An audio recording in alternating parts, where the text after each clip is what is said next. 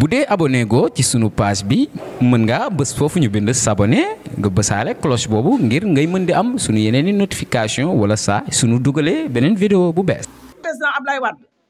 tey lu am mooma tey dafay dañu nekk ci biir parti démocratique sénégalais le président Ablaye Wade jiitu ko jiite parti démocratique sénégalais ci fulla ak ngor ak jom ak bëgg Sénégal def ci Sénégal loo xam ne benn président de la république ma su ko fi def ñu am yaakaar nag ci suñu frère Karim Meïssa Wade di suñu candidat di suñu président en 2024 incha allah mu am ay nit koo xamante ni dafa nekkoon ci biir parti bi dafa nekkoon ci biir gouvernement Sénégal ñu jël ko ndomba tànk jox ko fi mu nekk ministre de la justice mu am lu mu jël gàll ko suñ biir waa PDS muy loo xamante ni lu metti la muy suñu frère Karim Meïssa Wade nekk ci Sénégal liggéey fi loo xamante ni te ni benn ministre liggéeyu ko fi infrastructure yi ci Sénégal yëpp le président Karim Wade moo ko fi def bàyyam amoon moom kóolu ci moom def ko ñoom ñu jël influencer nit ñi wax leen ni leen Karim Ablaye Wade day jël doomam tekk fi muy Karim Meïssa Wade ba kenn ku nekk ci sénégalais yi di wax ni Karim Wade du fi toog wala Karim Wade du fi nekk ñu dem Macky Sall mi nga xamante ni le président Ablaye Wade daf ko ji taranga defal ko loo xamante ni defalu ko benn nit def ko fi premier ministre def ko ci directeur généraux def ko ci ministre de la justice ministre de l'intérieur lu ne le président Ablaye président assemblée nationale tey mu jël gàllankoor suñu doom Ablaye Wade bi nga xamante ni mooy genn wàllu Ablaye Wade jiital jël ko teg ko loo xamante ni mu metti ka mu jël Mimi Touré wax ak Mimi Touré ba Mimi Touré jël Karim Wade mi nga xam ne mooy candidat wu PDS di yaakaaru Sénégal ndax xam nañ ni amul benn président bu fi mën a def loo xamante ni Karim Wade def ko tey sénégalais yi ñoo taxaw bëgg Karim Wade muy demande boo xam ne demande sociale la boo xam ne sénégalais yi ñoo ko demande ndax dafa toll woon ci jamono yoo xam ne dañu waxoon ni nañu jël Karim Wade bi tëj ci kaso ndax demande sociale la boo xam ne sénégalais yi ñoo ko demandé woon kon tey dem Karim Wade dafa taxaw foo xam ne demande sociale la boo xam ne Sénégal moo soxla le frère Karim Meïssa Wade pour mu président de la République en 2024 ñuy wax Mimi Touré ni ka moom moo xam dil Mimi Touré la Macky Sall fekk kenn compté wu ko mu dëkk ci Sierra Leone am nationalité Sierra Leone jóge fa ñëw mu indi ka kenn xamul Mimi Touré lu mu bokk lu mu doon ci biir kenn xamul góor la kenn xamul jigéen la ku ko gis ni mag ni Mimi Touré góor la Mimi Touré ñëw di def loo xamante di taxawaay boo xamante ni jàpp nit ñi di leen tëj ci kaso bi jàpp sunu candidat bi di Karim Meïssa Wade di ko sonal di ko teg ay injustice boo xamante ni teguñu ko fenn fépp fu nu wër ci Sénégal ak monde entier dañuy wax ni Karim Wade lekkul dara gisul dara deful dara ñu jël ko ñoom xam nañ ni Karim Wade tey moo mën a remplacer Macky Sall ci Sénégal te incha allah Karim Wade ci boppam dina remplacer Macky Sall dañuy wax Mimi Touré ni ko dañu koy met en garde na bàyyi suñu candidat ak képp koo xamante ni yaa ngi bokk ci opposition bi di dal ci Karim Meïssa Wade mayeetuñu ci toll na 1 centimètre dañu bëgg mu arrêté li muy wax naka arrêté xam ni Karim Meïssa Wade sénégalais yi ñoo ko demandé pour mu ñëw ndax xam nañ ni moo mën a téye Sénégal te moo mën a redresser Sénégal Macky Sall xam na ko opposition bi xam nañ ko nañu bàyyi manipulation bi ñuy def Karim Meïssa Wade incha allah dañ koy xaar yàggatul dañuy dem ci dialogue bi wax ci dialogue bi li ñu war a wax ak li nga xamante ni moom la ñu positionné pour wax ko muy loo xamante ni pour jàppale Sénégal la pour avancer Sénégal la ñun ci loolu la ñu taxaw kon dañuy wax Mimi Touré ni kan na arrêté dootuñu accepté ci kenn koo xam ne dana attaqué suñu candidat le frère Karim Meïssa Wade le président de la République en 2024 ñu ngi koy wax ni leen nañu bàyyi suñu candidat ñun suñu candidat bi la ñu am te moom la sénégalais yëpp am moom la ñu yaakaar jeunesse bii nga xamante ni ñi ngi taxaw nag ñi ngi leen di wax ni tàllal loxo ñëpp jigéen góor mag ak ndaw di leen tàllal loxo di wax ne nañu ñëw ñu àndandoo ñu liggéeyal parti démocratique sénégalais ndax Ablaye Wade jëna ka Sénégal rawatina au niveau de Saint-Louis ku xool Saint-Louis li Ablaye Wade def ci Ndar ñaata ministre ñaata député mais dañuy sant yàlla di julli ci Muhammad sallallahu alayhi wa sallam bi mu ñu joxee ay responsable yoo xamante ni yu taxawu parti bi la le président Samba Wade le secrétaire général Djibi Sakho ñoo fi taxaw ci parti bi di liggéey parti démocratique sénégalais ba tey kenn ku ci nekk mën a ñëw ci biir parti bi dañuy wax ni ñu ngi tàllal loxo képp koo xamante ni bëgg na parti démocratique di militant man Anta Gaye conseiller municipal commune de Pal honorable député secrétaire général PDS Pal maa ngi leen di nuyu waa Saint-Louis yëpp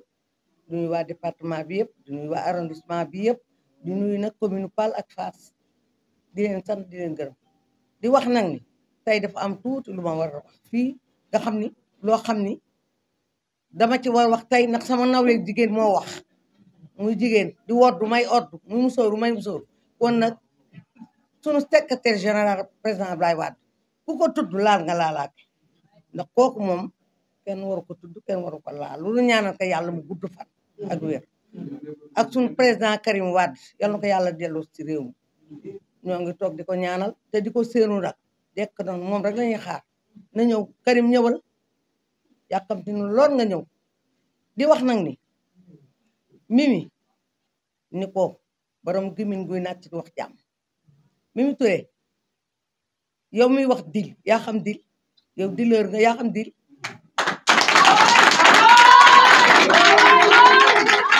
may wax ni ñun waa PDS xamuñu lu président Abdoulaye Wade président Abdoulaye Wade nag ku ko laal nu ak suñu président Karim Wade ku leen laal nu yow Mimi Touré yow comité bu nëb nga ci biir saal dindi rek sànni ndax yow Macky Sall dala yor ba nga xam ne da ngay yàq saaku ba comité bu ba yàq saaku Macky Sall jël sànni la wax rek la def nit ñi wax rek moo ko def day wax ñun nag ay jigéen ñoom ñoo ngi koy xaar nag mu xaar leneen ñu tontu ko leneen danoo yemale suñu tontu fii rek mais président Abdoulaye ko laal avec les forces vives de la nation.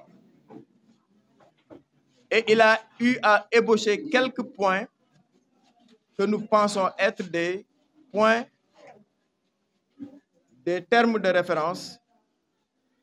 qui pourraient être des points saillants par rapport à ce dialogue. Il a, entre autres, parlé du parrainage et vous savez parfaitement ce que la Cour de la CEDEAO a dit à cet effet. Ça pourrait faire l'objet d'un débat. Ne l'oublions pas, aux dernières élections présidentielles en 2019,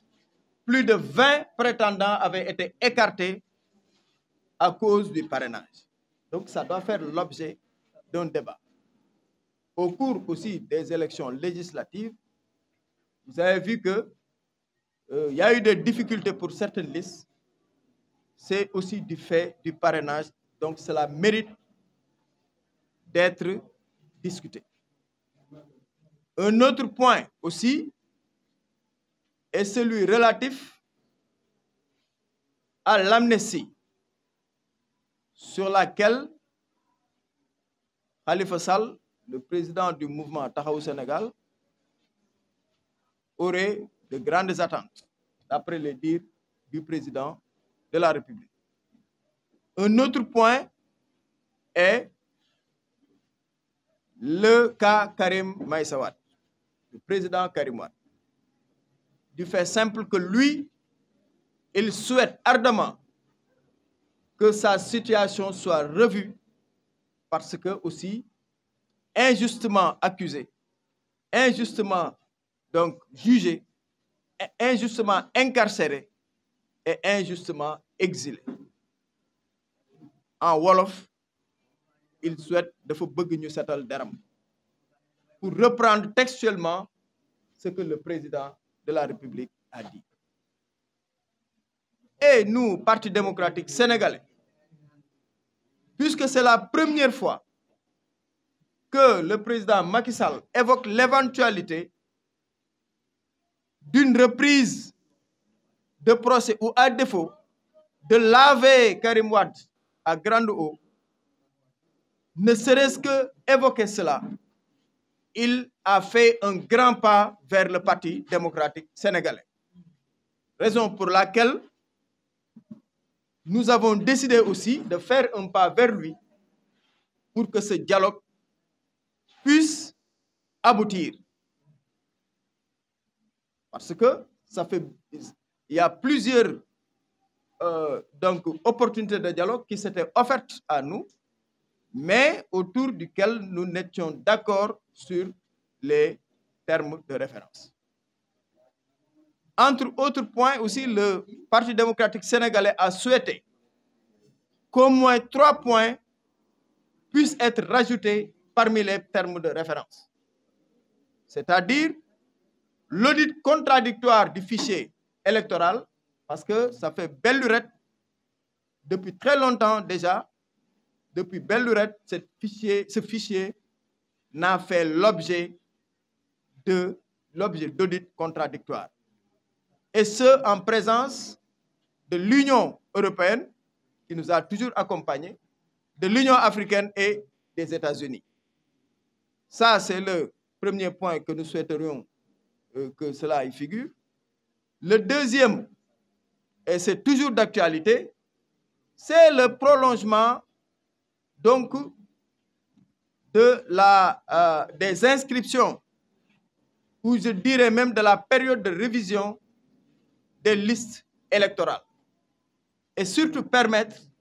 aux primo-votants qui tourneraient autour de 700 000 de pouvoir s'acquitter de leur droit d'inscription sur les listes.